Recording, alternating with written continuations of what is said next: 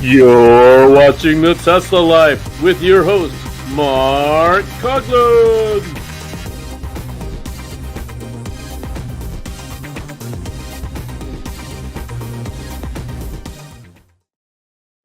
I like the way you hold that. Hello, everybody, and welcome to the Tesla Live number 251. Here we are, the 27th of April, 2022. Guys, April is almost over. Can you believe it? Yeah, Man, things have been moving quickly. indeed. I don't know who that announcer is at the beginning of the program, but we got to get him some more money. All we gotta do is monetize this thing. Oh, man. We got a bunch of news this week. Not Yes. surprising, but introductions. Let's go first to Mr. Case Green, joining us from the D.C. area. How are you today, sir? Doing well. So for Earth Day, my daughter was born. Congratulations, sir. Thank you. And then the weather Name her dropped. Mark and I were, huh? So did you name her Gaia? Or No, of course something not. Earth Day? No, not at all. So then as Mark was saying, winter came back, and he and I were talking about our lovely weather. Yeah, that was a pleasant surprise this morning with winter weather showing up on the doorstep again. That may not be the case for Mr. Patrick Connor, joining us from the West Coast. How are you today, sir? I'm good. That is not the case. It's a lovely spring day here, although we did have some surprise snow last week. And yeah, so I mean, like the tulips popped up because it was spring, and then they got snowed on. Cherry blossoms came out, got snowed on. That's Yeah, exactly how to today's get lovely. snow with new flowers appear. Mm-hmm.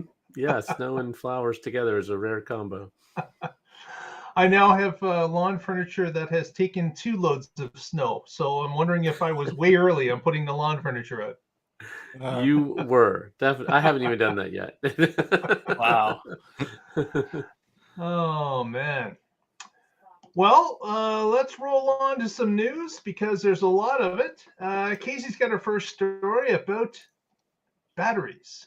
Yes. So Tesla has said that nearly half of their batteries, or half of their vehicles sold in Q1, were equipped with the lithium iron phosphate batteries, which is actually really cool because it saves them money, allows them to build more cars, and then these cars have a 100% daily limit instead of 90, which is really interesting because they had to actually come up with a UI paradigm to convey this to you. And curious how this goes down, especially like with Hertz, because Hertz bought all their cars as base models, so some of them are going to be LFP packs, and their instructions to the in their rental agreements will have to take that into account, and they don't currently. They all assume NMC batteries. I wonder if they would, because I know that Hertz rents both types. They rent the standard range plus, and they also rent the long range in some cases. So obviously there's not as many long ranges, but Right. I wonder if the rental agreement is different for both types of cars. Oh, maybe. The long range, the Model S, and what a few Model X's they have, they weren't part of that 100,000 car purchase. Although I'm not sure if the Polestar vehicles that they rented are also part of the 100,000, or if they are a separate 100,000 EVs.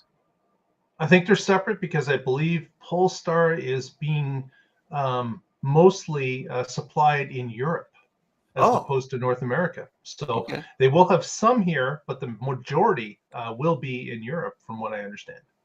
That's pretty cool. Yeah. Yeah, so this is really nice because there's no real downside to LFP.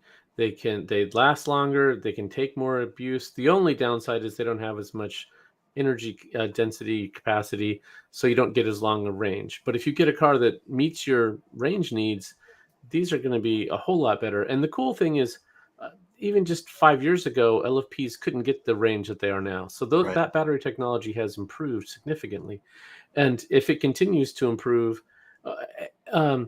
then it might even become something that they use in extended range vehicles. But even if they don't, if the lithium ion, the other chemistries, NMC, whatever it is, if those continue to get better, one thing that Tesla could do is start putting in more of a buffer so that then you can charge up the other chemistries to user 100%, which is not true 100%, right? Right. They're keeping some aside. And Like they used to do on the software limited batteries. yes, exactly. When you had a 60 kilowatt hour pack and they only let you use 40 kilowatt hours, well, then charge to 100%. 100%. So, and then you don't have to have different messaging for different types of battery chemistries. It's just charge your car as much as you want, whenever you want, and we'll take care of the rest. So that point is coming soon, and it's what we need. When you go into the majority, especially late majority, they don't want to have to know what battery chemistry you have and how it should be treated and when to charge it or whatever. They just want it simple. And the technology is finally getting to the point where that's possible. So to that point, my Android phone has a setting that locks the charge at 85%. But that's something I had to remember to do, go in and do it. And then when I do need more, I have to remember to turn that off in advance. This Mac that I'm on, it finally, after a month, figured out that I don't actually unplug it, and it drained the battery down to 80% and held it there on its own. So if we could get something that's that much more automatic, yes, that's pretty cool. And your earlier point about meeting your minimum range, they figured out that the lithium iron phosphate could meet their standard range sales while fitting in the casing and weight requirements of the long range pack. So that gives you that benefit, like you said, of the faster charging through the slower parts, as well as being able to always go to 100%. And they didn't lose anything. It's a little heavier than it could have been if they had gone with a smaller pack, but it was cheaper and it's more robust, and so you actually get to use that extra 10 miles or 20 miles or whatever the case is with the model in question. And so it's not a punishment, and that was a really good choice. Right. I'm surprised all the stationary storage is not LFP. Yes, I agree. Yeah. Sure, it's heavier, but okay. It's weight doesn't matter there. Yeah, exactly. Yeah. Maybe it does for mounting a power wall, and that's kind of, you have to be able to lift it. But yeah, but Elon did mention installer does. Yeah, Elon did mention that weight doesn't matter in energy storage at the end of battery day, but he didn't actually commit to that actually meaning that they were changing anything. So I'm hoping that it does. Another interesting thing about this article was that they said that nearly half of all vehicles sold were the LFP configuration. I was thinking, okay, so why would they say that? And then they're all standard range. Well, you start looking at what's the majority seller right now. It's obviously the 3 and the Y, right? And of course, there is no standard range Y. So right now, only the 3s are the ones with possible LFP batteries, because they're the SR pluses or the old SR plus. Do they still make them in China, the standard range Model Y? I believe so. So then we're at a point where, that makes sense. If the vast majority are the 3 and the Y, and about half of them would be the 3, and we almost get the half then. So this is definitely, these are basically Model 3 SR pluses. Yeah. So. And that's good for the for production, good for electrifying all the things. And I'm excited for this, and especially like when you're explaining to people who are used to that cell phone mindset, not the like mine where you can push the button to preserve your battery. And I say that because my other cell phone here has had a battery swell go on. Whoa! Yeah. So if it had that setting, I wouldn't have had to worry about it. Yeah. Well, that's a good segue into our next story. The batteries possibly changing to a different voltage in certain cases. So what's that about, Casey? So Elon and others were on Twitter tweeting around, and it came to end up at the call that Elon said that all his questions about 800 volt pack architecture, they might save a couple of dollars per pack if they were to re-architect the current car to do it, and it wouldn't be worth the effort and the material savings for those couple of dollars. However, that it was not out of the question for the Cybertruck and the semi-truck, which also keeps my hope and theory alive that the Cybertruck will be able to charge at the mega chargers. That's true. That could still happen. Yeah. If they're both using the same architecture, then why not? Right. This was a tidbit that came out of the call, and we briefly discussed it, and now there are articles coming out about it. Yep. That's how it rolls. Exactly. Yeah. Yeah. So here's another prediction I'd like to make, and this is total speculation, but so once they start shipping Cybertruck, they've talked about the next one's going to be the what was it called? The People Mover. They're a fully autonomous vehicle, and I'm going to take a guess that's going to be based on the Cybertruck, just because it's the one that's going to be big enough to put a large frame to hold a lot of people on it. And we've seen this, the S and the X share a lot of parts. The 3 and the Y share a lot of parts. So what's going to share a lot of parts with the Cybertruck? The Cyber van. The Cyber van. There you go. Just like all the traditional manufacturers right now, their work vans are just trucks on a unibody or a van body on the truck frame. Like there's very minimal effort put into it. Right, and if it has an 800-volt system and can charge quickly, and if this is a robo-taxi that's out there moving people around, you're going to want it to charge quickly. A lot of speculation on this robo van, what it could possibly be, what its use is. But it first came up in the bid for a Boring Company project for the Ontario Airport in California, where it first came out that part of the bid was going to also include a passenger type van that could hold the luggage of 12 people. And of course, nobody really talked about it on the Tesla side or the Boring side of things. It was just the city councilor talked about the bid that was given. And that's where that detail had come from. So, yeah. I think it was mentioned in Master Plan 2 as well. Yeah, but it didn't, I don't think it mentioned number of people, right? It just said no, van. right. Yeah. Yeah. So it'll be interesting. Elon had indicated that he didn't want to leak any more information out about the van project until it got a little bit further down the road. But speculation, is this going to be an actual sitting van, or is it going to be more like the Boring Company video where it was kind of like a bus setup? You could stand, you could sit, you could do both. There's overhead railings to hang on to. I think they're going to get lazy, and it'll be a Model Y with a different interior.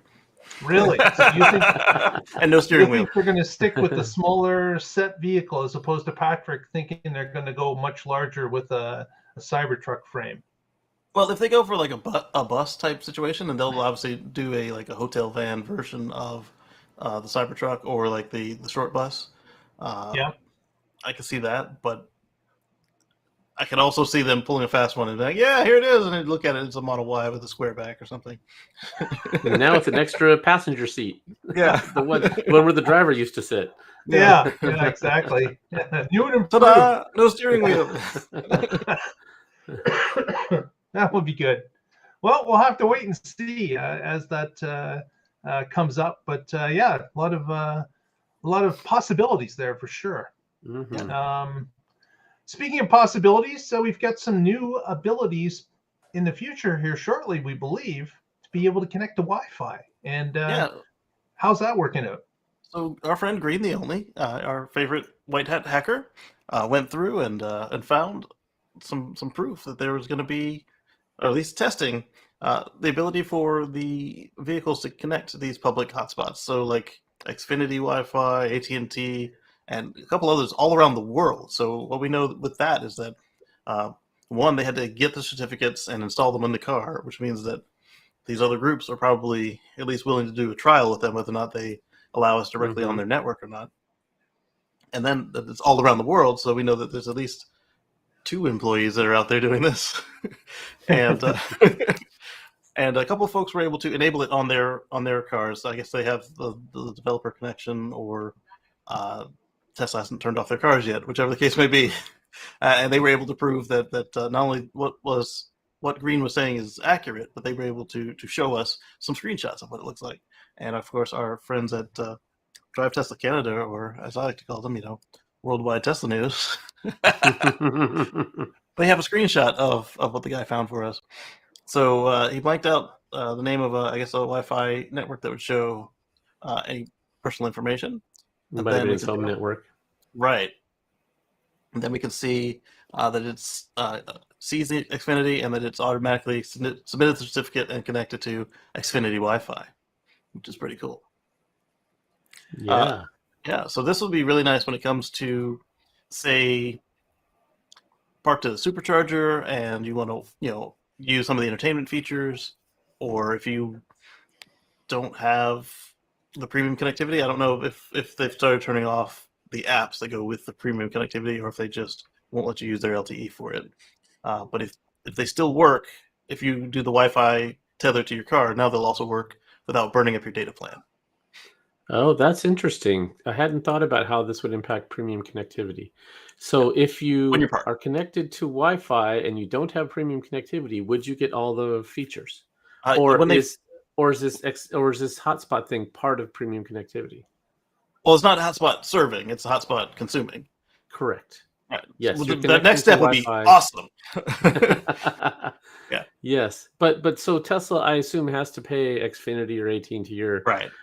Orange or whoever they're connecting to something. That's one of them. Yeah. So I would assume that this feature is only available if you have premium connectivity.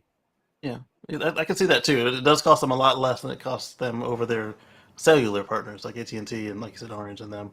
I can see it going either way. I don't know. I haven't tested it again since I showed folks how to turn on your phone as a hotspot after they initially started the payment plan. Once they did that, most of the stuff was still available, except for no matter what you did, you couldn't get the live traffic maps. And we'll see how it actually goes down. And then if they have already changed it, somebody leave a message in the chat like, "Hey, I'm on the free plan and I can't play music even on the tether or sitting in my driveway."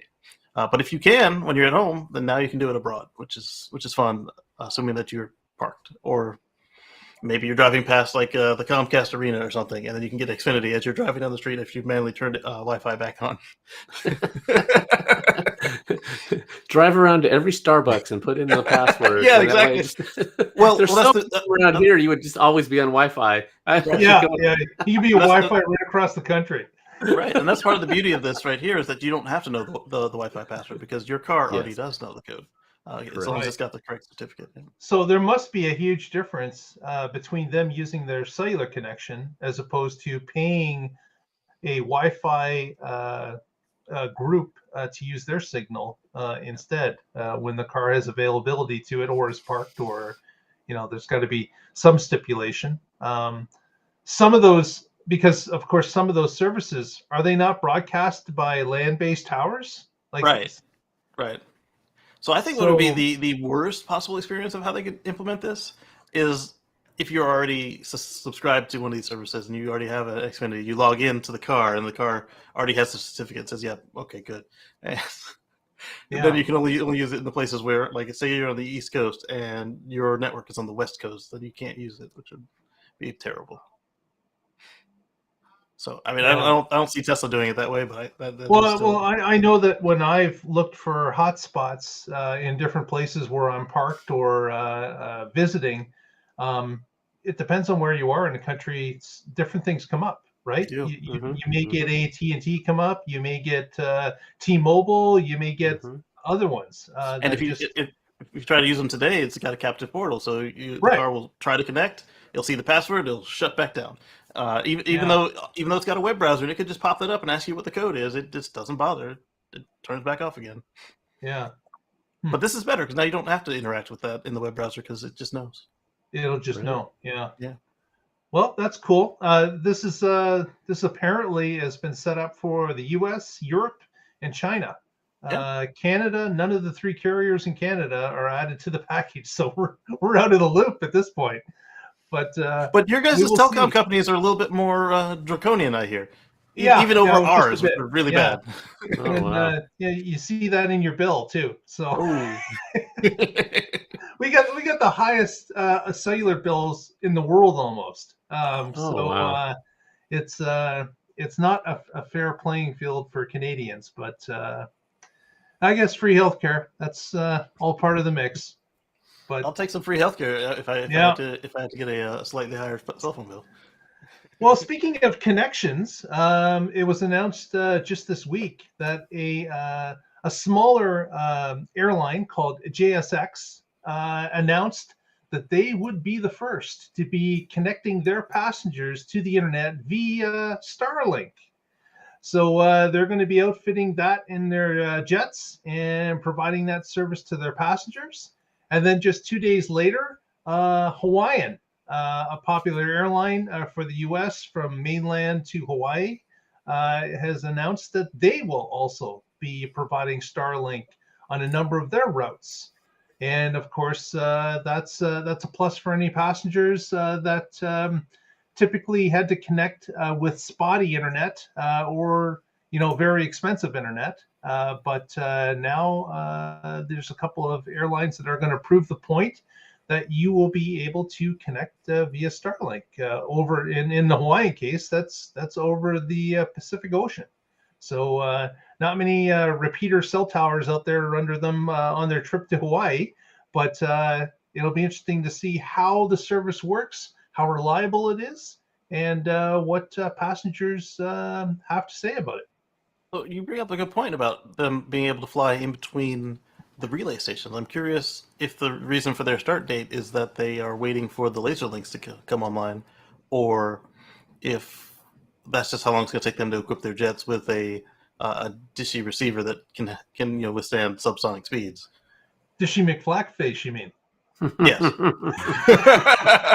I imagine it's going to be like flush to the skin of the craft, and then like maybe some sort of like fiberglass fairing so it doesn't get ripped off. I'm sure it just sticks on the outside of the fuselage. Maybe a little with the motorized neck. That's it. Yeah, the little standard motor would be enough to move it around at 500 miles an hour. I'm sure that'd be fine.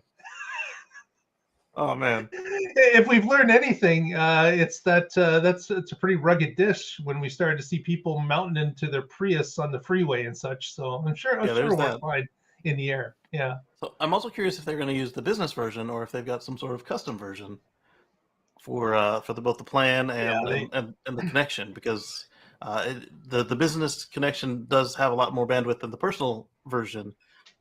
But I do think that 50 people on a private jet, or not a private jet, but a smaller, like they showed in the picture, or 400 people on a typical international flight, they could overwhelm that pretty good. Yeah.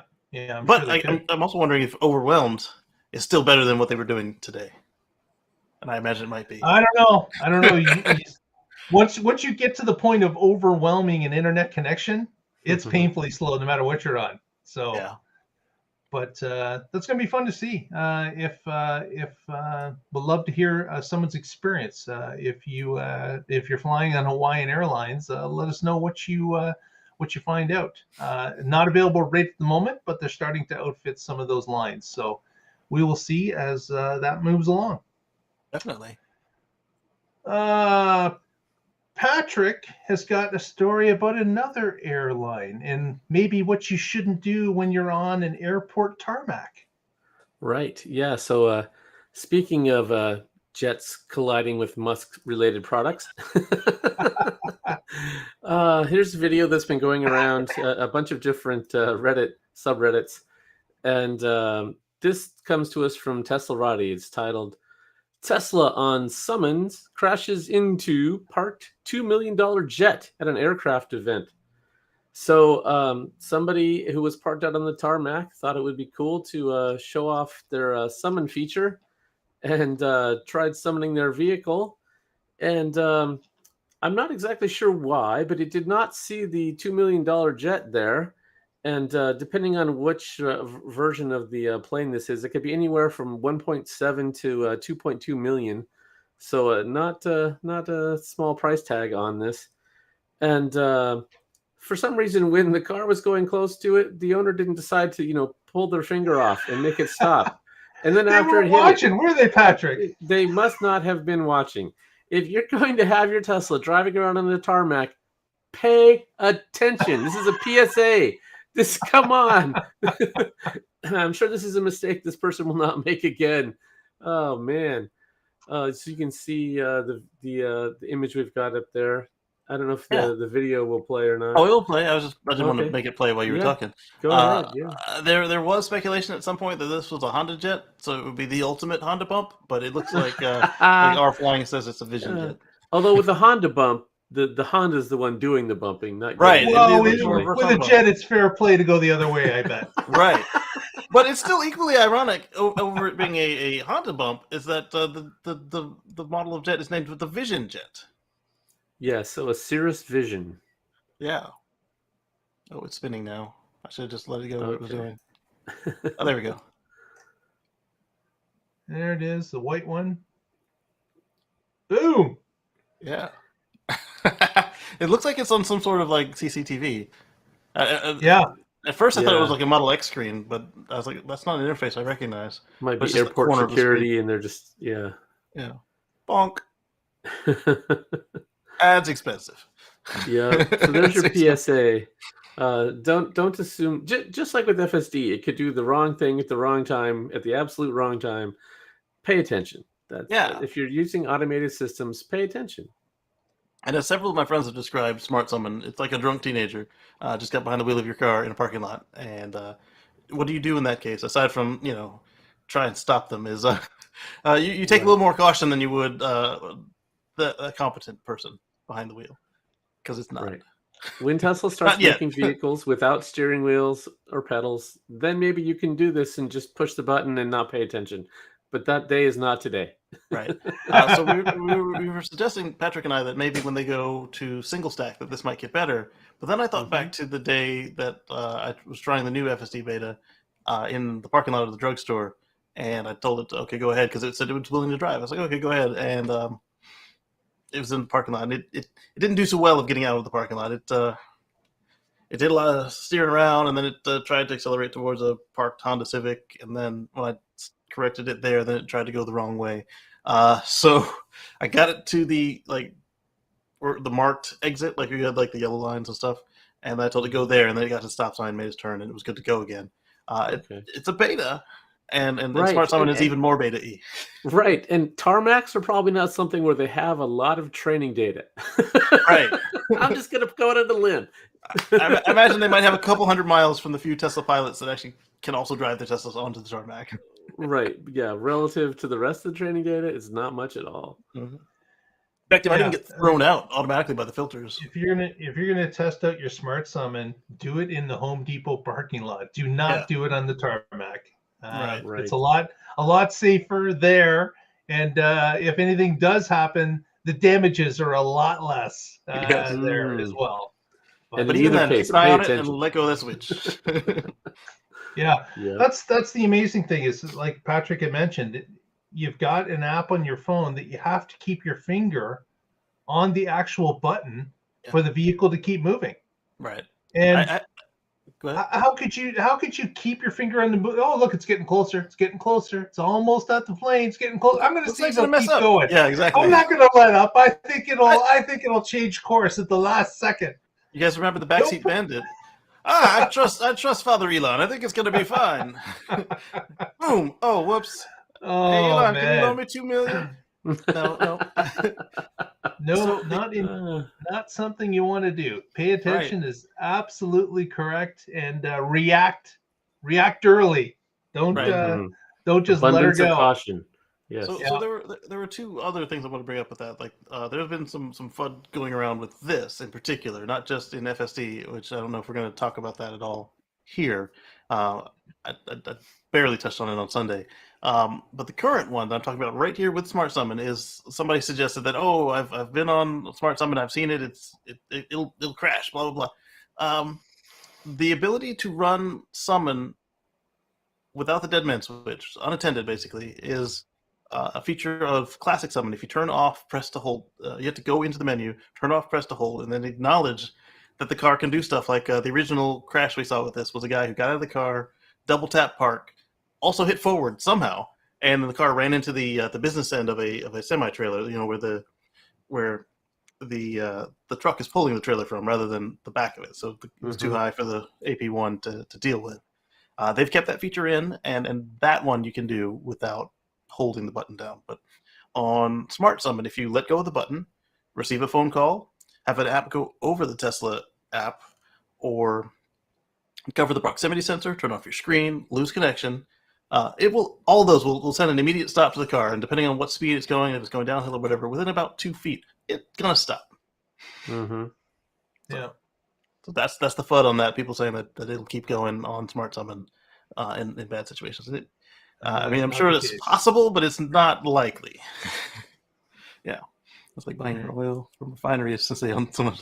Oh, yes, I see that. Yeah. Well, next we're going to move on to the Boring Company and a tunnel. Yes, but this is a special tunnel. Not the typical boring Elon tunnel. has indicated that the Boring Company, within the next few years, will be producing a tunnel with a Hyperloop on the inside. So Elon had originally come up with the Hyperloop idea, as we know, and basically farmed it off and said, listen, I'm too busy with way too many other things on my plate. But here's what we had thought about and described the Hyperloop feature, where you've got basically a vacuum vehicle that runs inside a vacuum tube, which allows it to go at unprecedented speed through a tunnel, avoid any disruptions, and arrive at destinations in fractions of the time of an airline. So he farmed that off and said anyone can run with it they want. And actually, there's probably about, I would say, 4 different companies right now worldwide that are working with it. One being Virgin has a model that's going out there that they're working on. Elon has continued to fund a yearly Hyperloop competition that's held at SpaceX in California. And they have an actual test tube outside of SpaceX headquarters that runs for like a mile. This Doesn't it scale this to like 6 mile? I'm sorry? Does it scale to like 6 miles because it's slightly smaller than? Well, I'm saying the actual size is about a mile. I'm not sure. Yeah. It's smaller diameter, so and they use small test pods in it, right? Yeah.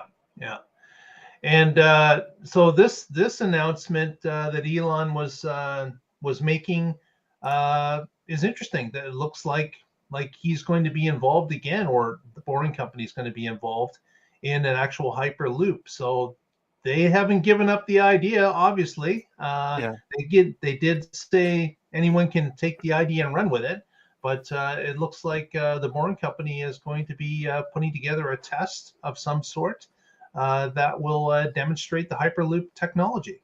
And what better company to do it than a Musk company? Yeah, like it's where, originally where the idea came from. So we will, again, a few years, who knows what that means in real time. But there, that's going to be interesting to see.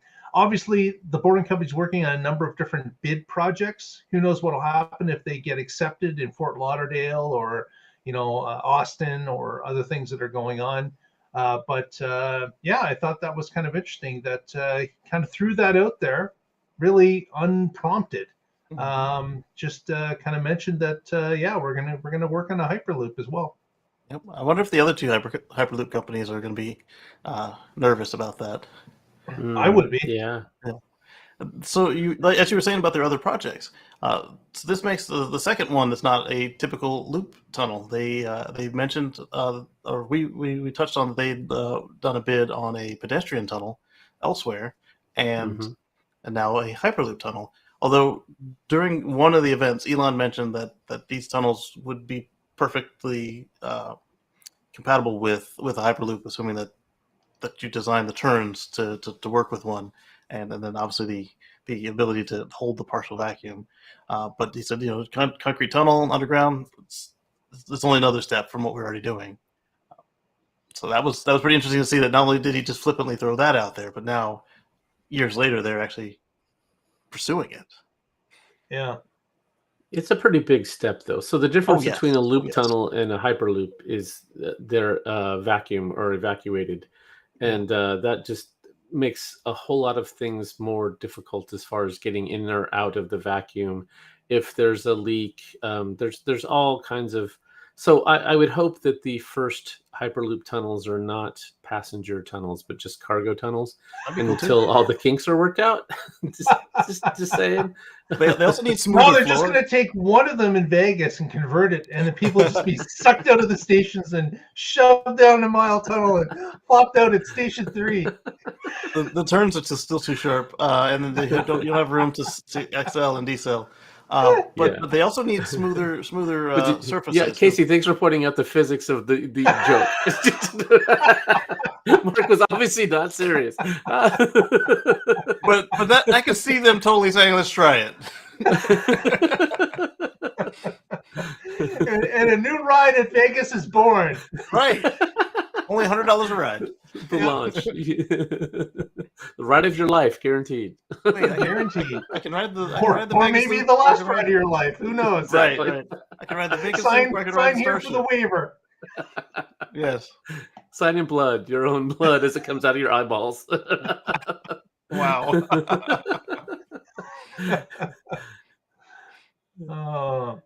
Yeah, so that'll be interesting to see if that progresses.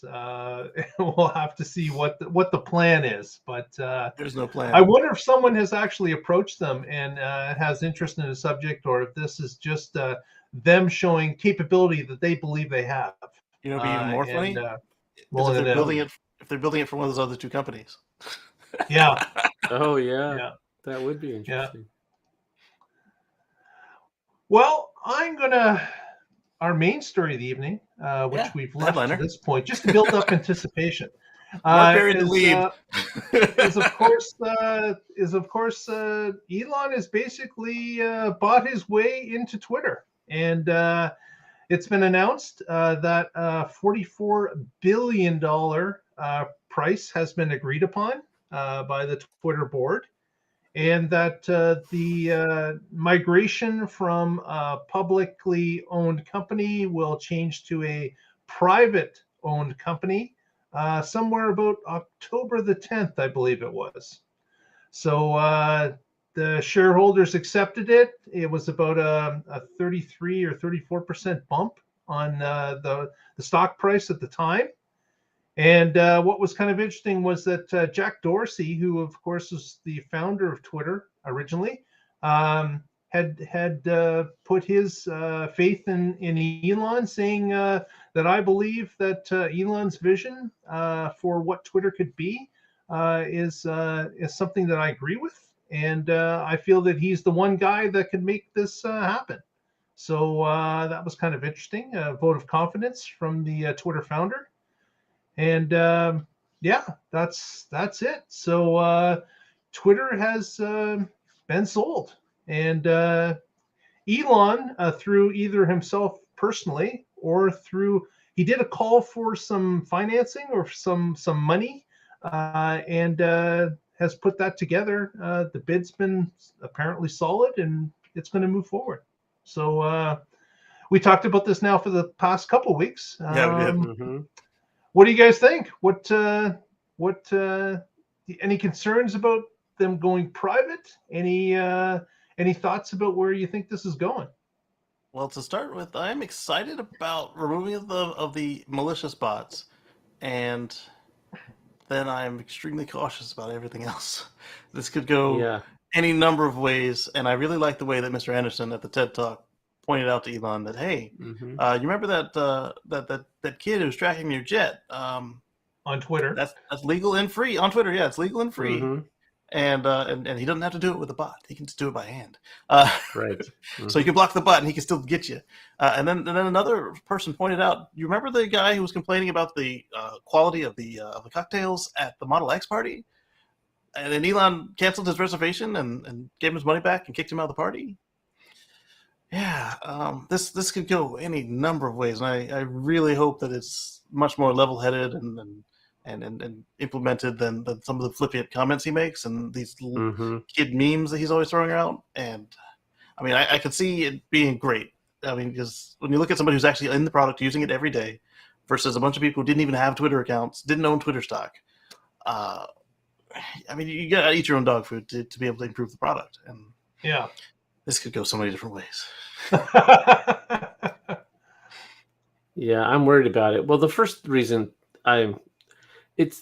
there are going to be issues, and people are not going to be happy because there are whatever, and it's going to just suck a bunch of his time up. It's a rat hole that he's going to get drawn into over and over and over again. And you saw that. Unless Twitter is Yeah. going to be the voting system that he's using for his temporary laws, I don't see how it's anything but a distraction from his Mars goal. But I'm sorry to interrupt you. Continue. Yeah, it's going to be a huge distraction, and it's not like the world needs another or a better social media platform. There are bigger fish to fry, and I think that this is a distraction. And a lot of people on the market obviously agree, since Tesla stock has dropped significantly since this deal was announced, and especially after Musk just said something like, if I spend a half an hour of quality time thinking about Tesla issues, I can save the company $100 billion. Well, how many half hours, how many $100 billion bills has he dropped on the ground for Tesla trying to do this deal for Twitter? Right. And yeah. And in that same place, he said, he didn't say it exactly this way. The same way he said, I can't afford to buy a bed so that Grimes can sleep on something without a hole in it. But I need to keep the jet because I think of how many $100 million bills I'm leaving by waiting in traffic. Mm-hmm. What is doing Twitter doing for you? The only thing I can see coming out of that being profitable to Tesla and the other organizations is that he can get rid of the amplified bot farms that are pushing FUD against the companies and making these reactionary fake laws that are laws against things that are not happening. I mean, but not everybody's on Twitter, so yeah, I don't see that stopping, because the other social media platforms are still out there. Mm-hmm. The news media sits out there. And he's still not paying them. Twitter is not the thing that's driving all those things. It may be something that would be part of it, but it's definitely not the whole shebang. Yeah. Sure. So for those on the audio only, Hakide typed, "This chat needs an edit button. Elon, please buy YouTube." That is a good one. Yeah. And here's the weird thing. So he's offered the offer was for $54.20. And if you look at Twitter stock right now, as I'm looking at it here, it says it's at $48.64. So that represents some uncertainty of the market that this deal is going to close. So there's still regulatory issues that could cause it to not go through, or who knows? If it doesn't go through until October, Musk could change his mind in the meantime, or I'm not saying that's going to happen, but there's obviously some risk of it, and the market thinks that's a $6 risk. And so if you really believe this is going to go through, every share you get, you can make a pretty easy $6 on. But then again, if the deal falls apart and the stock cuts in half, then this is not stock advice. No, it's not. All right, there's that. Yeah, and then Gook points out that there's another aspect of it, that the markets believe that Elon was selling stock to pay for the Twitter purchase, and yeah, he could do that, but that would be like the stupidest way that he could get that money. Right. So about a third of the money came, ironically, as putting Twitter up as for collateral, which is weird to think that you could put you're collateralizing the thing you're buying. Yeah, except we do. Well, we do that with cars and houses. You do with cars and houses, and so the bank gave him a loan if he would put that up as collateral, and then another big chunk of it is coming from him doing similar things with his Tesla stock, and so he's not going to sell a big chunk of Tesla stock because that's how he maintains voting control on the board and other things. So I don't think he's going to do that. Yeah, and not only would he not do that, remember on PayPal, he has a big aversion to that because he went on vacation, came back, and lost his company.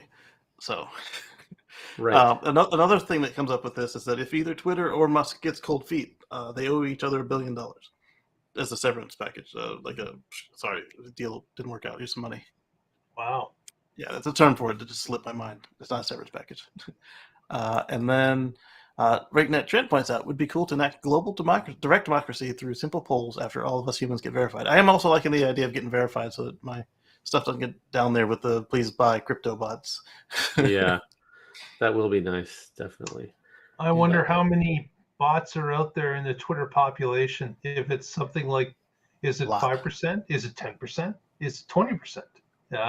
Speaking of that, there's no need for the bots anymore if it was a matter of Twitter allowing them, so it looked like their usage numbers were going up. Because we saw what happened when Facebook kicked Russia off of their platform, and they had the first dip ever in users. The market freaked out, but it was really just because, literally those people were missing because they had the cable cut, and it wasn't an actual dip. It was holding. Yeah. And so Twitter doesn't have to be beholden to that. Just like the whole reason that SpaceX and all the rest of his companies aren't public, he doesn't want to have to deal with people who aren't doing their research and are quick to freak out over stuff that doesn't matter. Right. So a lot of the internal baseball will be kept internal. There won't be the public conversations about Twitter because it will be a private company at that point. It may become another public company at some point down the road, but initially it will be private. So a lot of that will just be held internally. Yeah. And then Pearson points out that Elon does say some wild stuff on Twitter, and is that going to be worse or better? And how will that play into other people being on Twitter? That's what we're worried about. Right. Yeah. Before, Twitter could say, hey, you violated this policy, they could suspend his account or temporarily or give him some warning. And now all those controls are gone. And so even if they same place for everybody else, they're gone from Elon. Yes. And so if he does something, even if it's the appearance of, oh, he should have been sanctioned for this in some way, now it's just going to be like, oh, he just used his money to buy his way out of this. Even if they wouldn't have done anything in the past, now it just looks bad. So it makes everything worse. But he can do whatever he wants with his money. That's so we all have opinions, but it's his money. Well, I'm sure this will not be the last story that we cover on this. So we will see how it progresses. We're going to cover a lot more now because it's a Musk Co product now. Exactly. Hopefully not every week. Yes. Hopefully not every week. Products, it was announced this week that in North America, Tesla continues its dominance of the EV sector sales or market share. Because in quarter one, Tesla accounted for 75% of all EVs sold in that marketplace.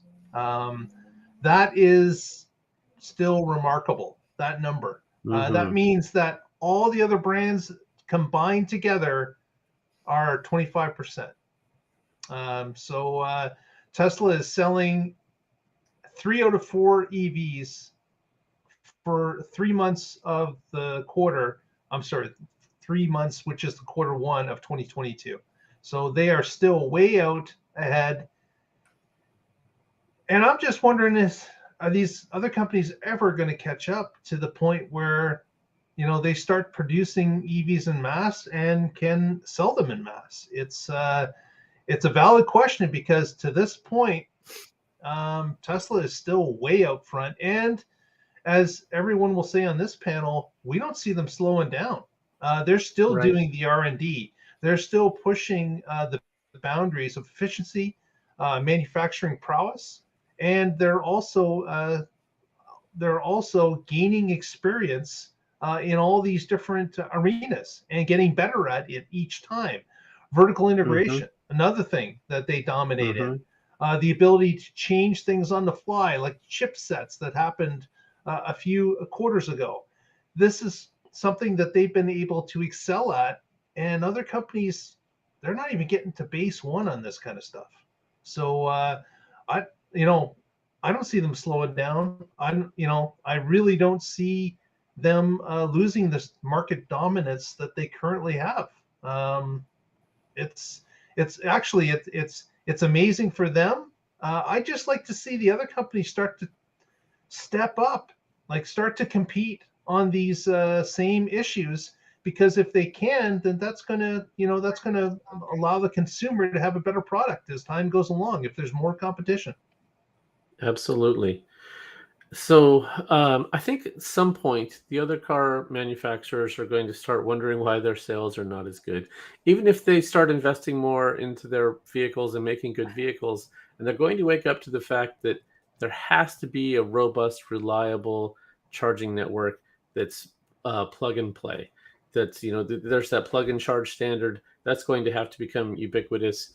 They're going to have 6, 8, 10, 12 stalls, not just one or two. And they're going to have uptimes that are 99%, not, oh, good luck. It may or may not work. It may or may not be blocked. It may or may not be available. There could be somebody else parked there, even an EV, and they finished charging 2 hours ago, but they haven't moved their car. So all of these things have to get solved outside of the Tesla network, like they have been for the most part with the Tesla network. Not saying the Tesla network's perfect, but it's to steal a Musk phrase, an order of magnitude better than the other charging networks that are out there. So somebody pointed out before I got on here, and I didn't have time to verify it because I was getting ready for the show, that the Tesla outsold GM in profits with less cars sold, and like the whole company. Oh, wow. Yeah. So this can keep up. Yeah. So Tesla certainly makes more margin than anybody else in the industry on their vehicles at 19%. And I mean, maybe Lamborghini or some other niche players beat that percentage-wise, but not enough volume to catch up with that. Yeah, exactly. So yeah, that's a really interesting. I hadn't thought about how that compares to their GM and Ford just makes and VW so many more vehicles than Tesla right now. I just heard something, Jim Farley from Ford talking about the F-150 Lightning and how they're going to get to 2 million vehicles in 2026 and how that's going to be when they catch Tesla. And I'm thinking, you really said that? Because they're going to make 1.5 million this year. And next year it's going to be well over 2. So they're going to be at Tesla will be there in 2023. You're predicting to be there by 2026, which may and talk about skating where the puck is, where it's going to be. Yeah, they don't get it. They don't. Yeah, like a lot of these announcements basically assume that Tesla will stop in time and do nothing between now and 2026, they will just sit idle and wait for everyone to catch up. Like that's what I would do. It's just not happening, man. That's just not happening. Yeah. So the one thing that defines Tesla more than anything else is the pace of innovation. Yeah. They do not stop. And we say that every time a vehicle comes out, like if you like it, buy it, because things are going to change. And sometimes they change better. Sometimes it's one step backwards, then 2 steps forward. And sometimes stuff disappears forever. Yeah. That you like. And also after you have had your vehicle for 3 months, something new will come out and you'll be like, oh wow, I wish I had that. Okay, well, if you're that kind of person and you can afford it, then just lease.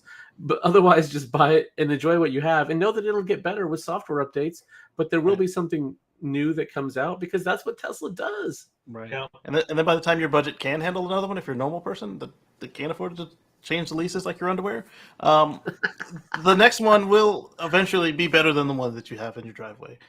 Like even in your, like if they have the feature that you wanted and they take it away, put it back, whatever, eventually you'll say, hey, I do like this one better. That's just the way it is. Yeah. How many times have cooled seats come and gone? Yeah. I think we're on Gen 4 now. So right. You mentioned Volkswagen. I think that they can kind of see what's going on. They mentioned that they were going to, hey, let's do less cars and focus more on profit. But I don't think they're going to do it the Tesla way, and I think they're going to screw it up royally and hopefully not run themselves out of business because they do make what I was calling the Camry of EVs, and California Camry is a Tesla. But now that Toyota is actually making an EV, we'll see if they can reclaim their title as Toyota of the EV world. Casey, put up Dana's response to us there in the chat. Oh yeah. Go ahead and read it to the audio. Go ahead and read to the audio, folks. Right. Ford also says they will still be producing ICE engines in 2040. Oh, WTF, wake up. yeah. So, yeah, that's... Where are they going to sell 40. them? Where are they going to sell them? I mean, I'm sure they'll find a way, but I mean, that's...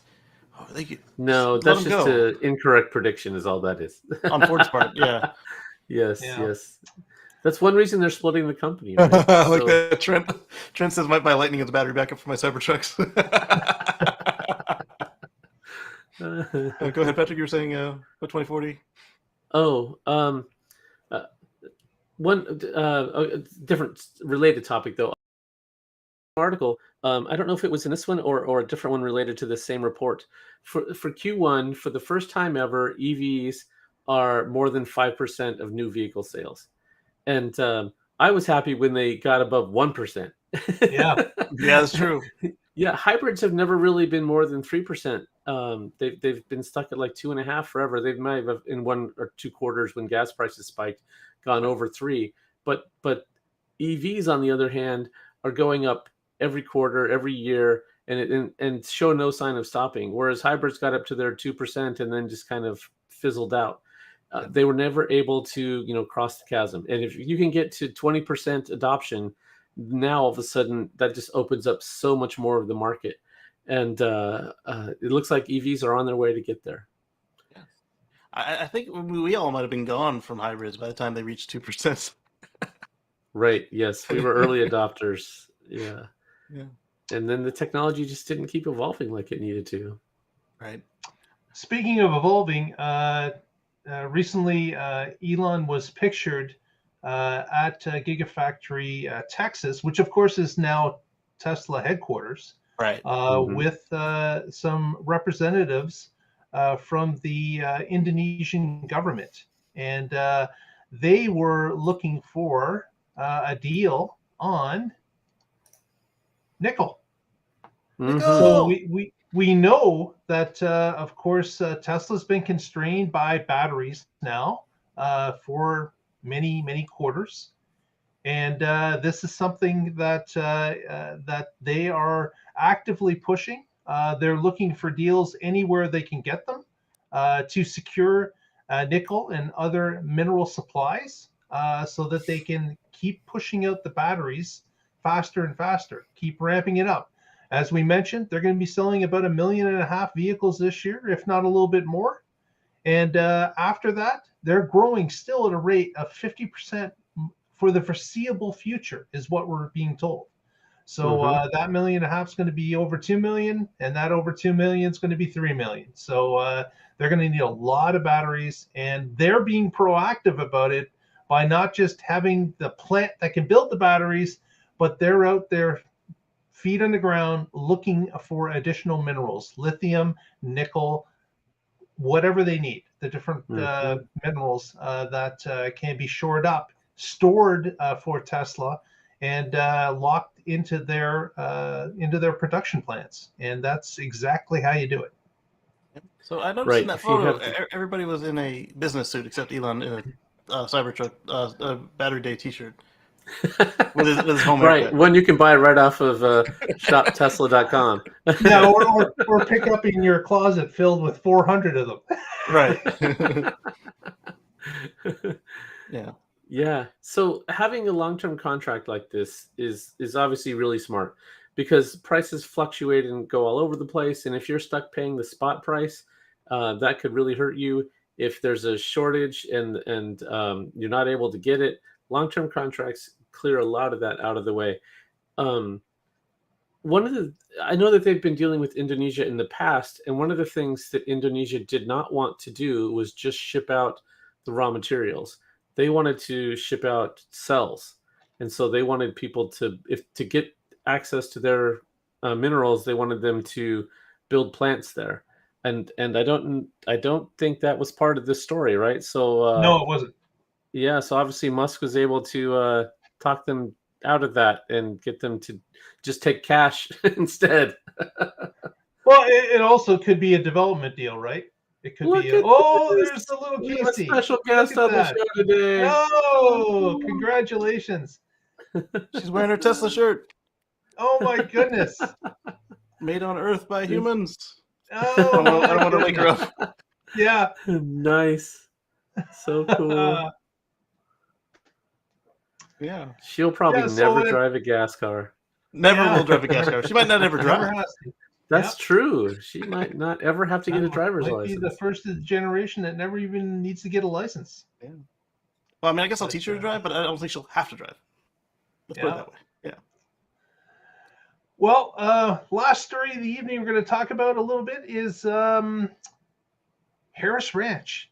And where, Casey, is Harris Ranch? Do you know where Harris Ranch is? I know Patrick knows where it is, but do you know where it is? It's on a ranch where you get steaks, and it's like one of the original Tesla superchargers. One of the first, 10 or 12?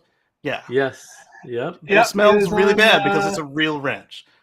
It's on Interstate 5, in between, of course, Los Angeles and San Francisco, about halfway point, roughly. Yep. And it has a supercharger already, 18 stalls, I believe. It's been there for quite some time. But of course, this is one of the choke points for Californians that are traveling. And they on holidays, this tends to be a very crowded charger along with a few others. But we've seen that alleviated over time with Firebaugh and some other stations that have been increased in size. Harris Ranch has now been, it started a large, I guess, update. So I've got a couple of pictures here that we can share. Right across the street from Harris Ranch is where Tesla had installed their battery swap station. Yep. Is Harris Ranch the one that they installed so quickly that they were ready to go before the concrete was? And they're like, oh, pavement coming soon, 2 weeks? I don't know. There was a supercharger like that where they put in like 50 or plus stalls and it said pavement coming soon. There's a little Tesla sandwich board. I really hope it said 2 weeks on it. I just don't recall.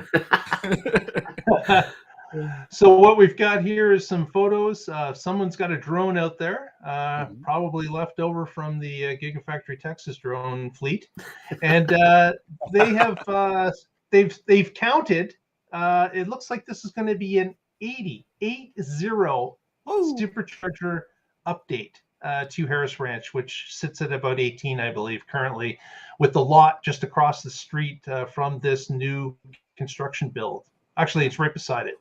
And of course, we had indicated that maybe along I-5 here, with all this room, maybe this will be a site of a mega charger for the semis too. Maybe they will build that type of redundancy into this particular site because there seems to be a ton of room where you could maneuver some semis around. But that's speculation at this point.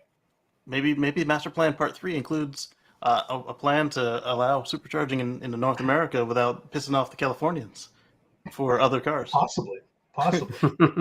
You would need a massive expansion for that. That will boost this charger's location to, again, 98. What's their problem with going to 100? Why can't they go to 100? Paperwork. Right. maybe that's what it is. But, you know what? They some government told them what they told Hertz. Get the intern. You started swiping that card. One at a time. Here you go. Yeah. So, Putting mega chargers on I-5 makes sense. I mean, that's the main artery up and down the West Coast for semi trucks and deliveries, and I think it should be one of their first spots to have it. I mean, obviously they're going to do some test ones, Frito-Lay, Pepsi, between Fremont and Sparks. Those are going to be the first ones. But when they start putting them out more widely up and down the I-5, makes sense. Hockey Day brings up a good point about why they didn't use prefabs at most of these large installations. Might be a lot quicker just to drop them all in and then hook them up to existing wires. Right. So I wonder if just long term those are not as good. So if you want it to last years, the prefabs are nice to get it up quick or to support some holiday event where they know they're going to need it in a particular spot. But might have something to do with the prep of the site itself too. How loose the gravel is, what kind of sand it is. Can't take a 10-ton drop in. Base, all those kind of things could come into play. If you have to upgrade the electrical service, you have to trench anyway. You might as well just do it. You're already in there in the dirt anyway. Yep. Yeah. Well, with that, if you haven't already, please give us a thumbs up for the video. And also press that subscribe button if you haven't. That's going to help us out. Doesn't cost you a dime and help support the channel. And of course, if you'd like to follow us through the week, you can follow us on the Twitter account, which is at The Tesla Life, or our Facebook feed, The Tesla Life #1. We thank Patrick for putting that together. We also thank Casey for keeping our live show up and running smoothly. And with that, Patrick, any shout outs here at the end of the show? Sure. I'm with the Oregon Electric Vehicle Association. You can find us at oeva.org. And I blog occasionally at carswithcords.net. My latest story is titled Tailpipes Are the New Smoking. And detailing how smoking went from everybody ubiquitous, it was all over the place, to being a social pariah if you're a smoker. And how we need to see that same thing happen with exhaust. Yeah. What? When will we have that happen with exhaust? Sometime. Oh yeah, I don't know that I made a prediction about when, but I meant sometime in the future. Oh yes, when we're out of yes, that'll happen when we finally have a future that's free from fossil fuels. Thank you, Casey. Yes. Casey, any shout outs from you this evening? Yeah, shout out to my beautiful wife and daughter, and the hospital staff that made sure that they both came out of that safely. We've got live streams coming up, and at some point when I figure out equilibrium, I'll get back on the pre-recorded videos, and you'll find them at youtube.com/KCGreen. That's KACEY/GREEN. But I have not yet missed a live stream, and so I'd like to see you guys there if you got the time. Just hop on through. You don't have to stay for all of it. I know it's long.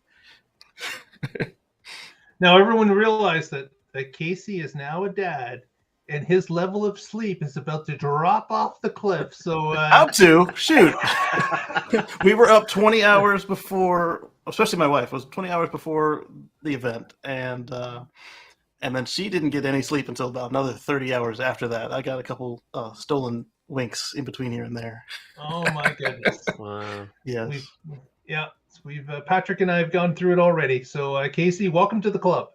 So apparently the sleep will come back. I'm looking forward to that. It does. It comes back later. Yeah. You got to have some dad jokes for us next week. I thought that was one. All right, everyone. Thanks very much for joining us, and come back next week, and together we will find out what's going on in the Tesla life. Sleep moon. Stay positive. Test negative. Have a great week.